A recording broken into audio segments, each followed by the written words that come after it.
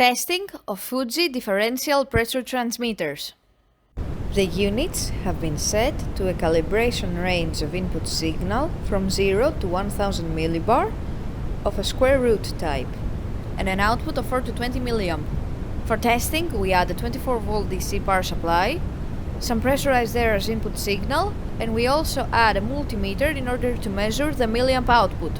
By manipulating the input signal, we see that the unit responds accordingly and outputs the milliamp output signal as seen on the multimeter screen, according to the input signal from 0 to 100 millibar.